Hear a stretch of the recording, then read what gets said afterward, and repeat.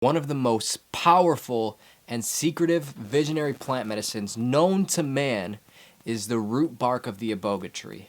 This root contains an alkaloid called Ibogaine, and Ibogaine in small doses can be stimulating, and it can combat hunger and thirst and combat fatigue, and in higher doses, Ibogaine can give you a full dissociative psychedelic experience. Iboga has been used for thousands of years by tribes on the central coast of Africa, and it's been used for a rite of passage into adulthood, starting as young as 12, or it's been used as healing and divination purposes. The tribal shamans in the coast of Central Africa, in Gabon, where the Iboga shrub grows naturally, they have this spiritual path called Bwiti. And in this spiritual path of Bwiti, they use Iboga as a religious and spiritual sacrament. And in Bwiti, they view this shrub as a divine teacher or as a sacred spirit that has taken the form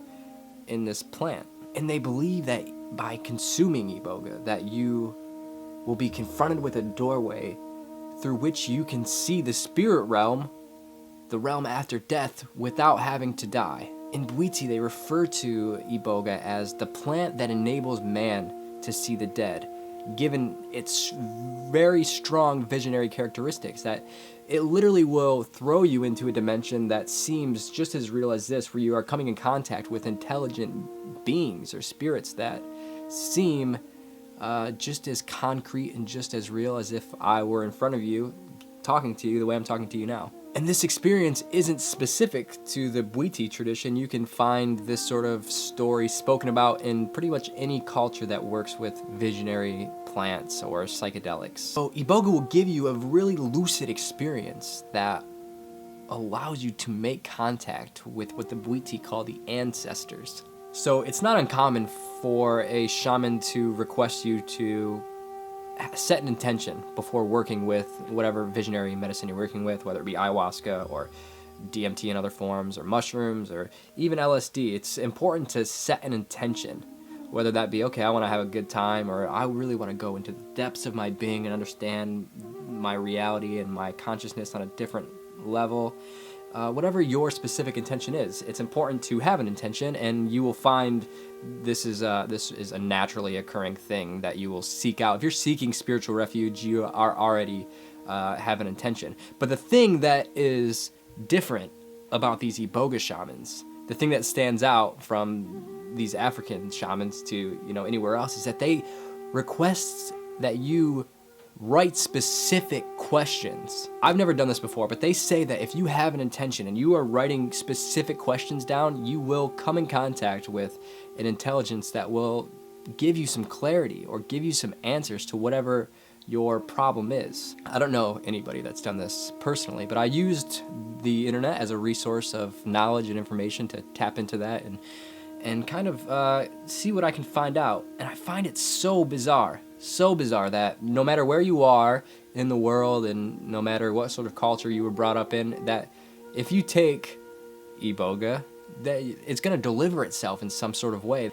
It will deliver itself in a way that is similar to everybody else that has had that experience. You are tuning into an experience that has been shared for thousands of years, and I find that really strange that you're connecting to something that seems to previously exist.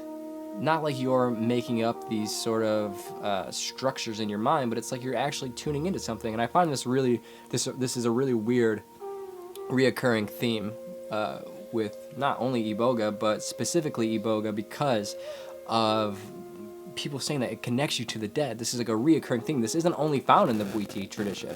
And I actually looked at Arrowwood and looked at some of the trip reports on there, if you're familiar with it. So it's a great website for, Arrowwood is a great resource for trip reports and just general information in general. I'll leave the link in the description. But I was looking at some trip reports for this, and I found some cool things that I want to share with you guys, some really eerie similarities. So the reason that I picked these ones specifically is because these people that wrote these are outside of the Bwiti tradition. They don't have any of that sort of cultural imagery or influence to dictate and guide the experience that they're going to have. So I think that's important. Okay, so here's the first one. I closed my eyes and I saw the familiar sort of electric waves. Soon I was concentrating on a single point of orangish red light. The light turned into an eye, and then two eyes, and then it was a black man with a tribal pattern painted on his face. He was lit up as if he was in firelight, and as if he was standing on the opposite side of the fire.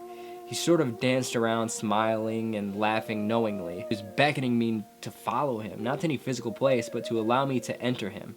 I gladly accepted, and he began communicating with me telepathically. It was a strange thing because I have never heard his voice. It was my voice the entire time talking to myself in my head, but I understood that he was the one behind it.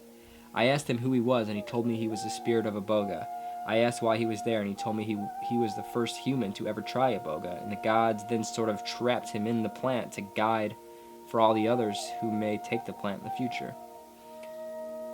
So I think something that isn't going to be able to translate in video to people that have never had a full-blown psychedelic experience where their consciousness has blasted out of their body and materialized in some different dimension where you're contacting external intelligences. So unless you've had that sort of experience, this is just words to you. But these people are having this experience. Like when they're saying that they're seeing this is as real as me and my camera right here. I don't mean real as in if I was standing next to you, I would see some guy dancing around a fire. I mean, it's real in the sense that when you're in these moments, it's just as real as any experience you've had in your life. Okay, so anyways, the second story. Suddenly there was a flash of yellow-orange light in the lower corner of my field of vision. Everything remained blank for a few more seconds until I suddenly saw a large pillar began to descend from the sky directly into the center of my field of vision. When the bottom of it hit the ground and it stopped moving, I was able to see that there was a being that was standing on top of the pillar. He looked like an African tribal chief. He wasn't wearing a shirt, and he had his chest puffed out to make him look very important, and he was carrying a large staff that was decorated with different colors and symbols that I didn't recognize. We locked eyes for a second, and he smiled, and he started dancing around and flailing his staff. The space around him crackled with the most intense energy as he moved. And then story 3. Then I came face to face with a young black man. He said he was the spirit of the Iboga plant. I asked him if he would rid me of my addictions, and he said he would. Story number 4. I was strangely aware that I was not alone. I could hear voices. They could have been simply manifestations of my mind, but at the same time I was aware of the presence of some sort of guide, the spirit of Iboga. It comes to you as a teacher. And then the last one that I picked. The main aspect of my second trip was a long conversation with Mr. Iboga, who appeared to me as a black man. In my initial vision, he led me up the stairs to this castle. I was a 5-year-old girl in this vision, and he was holding my hand. Iboga gave me direct, telegraphed answers to my questions. I asked what Iboga was, and the answer I got was the primordial wisdom teacher of humanity. Most of my trip was focused on my personal faults, which was displayed in great detail, and my anger at myself for being unable to correct them. My sense was that Mr. Iboga was a form of enlightened being, like the Buddha, who has chosen a different form as a plant spirit rather than a human teacher to work with humanity. I don't really believe that our human identity transcends death. Like, I don't think that who you are, who I am, like our hobbies and our experiences are gonna pass on after we die into some other form where we're like an angry ghost because we didn't fulfill our human life goals or whatever. But I think that it's totally possible and plausible that there exist external intelligences, external beings that are living outside of the perception of our senses. Because we only have 5 senses, so we're really limited to what we can pick up on. We're not equipped to pick up on the full light spectrum. We see a tiny little sniper scope of color, and we can only hear a little bit of the audible, spectrum as well. So we're very, very limited. So I think it's very arrogant to assume that there isn't something more. Because if you think about the way our life works, everything we are viewing is constantly being filtered through all our life experiences, the way that we were raised, our biology, so many different things are stopping us from being able to perceive reality in the way it is. It's constantly being judged and filtered. So I think if we were able to slow down our thoughts, we would be able to tune into higher states of consciousness. And I think that these sort of psychedelic medicines, these plant teachers, as the Bwiti would call it, or shamans all over the world would call it, I think that these things give us the capacity to quiet ourselves and to expand ourselves inwardly and outwardly to experience something deeper than what we are used to. Another mystical power that Iboga has, outside of connecting you to the spirit world, is that it has a high success rate for detoxing.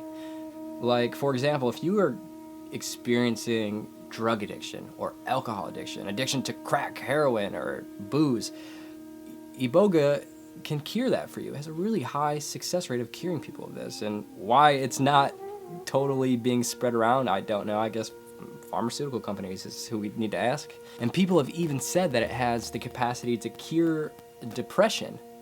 So this is a very interesting substance, and I'm really interested in learning more about it, and that's a whole nother video as far as the detoxing stuff. So I will elaborate more on that, and I will leave some cool links in the description for you guys to check out more, from the Bwiti traditions to Iboga in general to just the detoxing also. And if you'd like to see more videos on spirituality or shamanic cultures or psychedelics, you can click subscribe to my YouTube channel. I have a whole playlist that is dedicated to that stuff, so make sure to check that out if that's something you're interested in.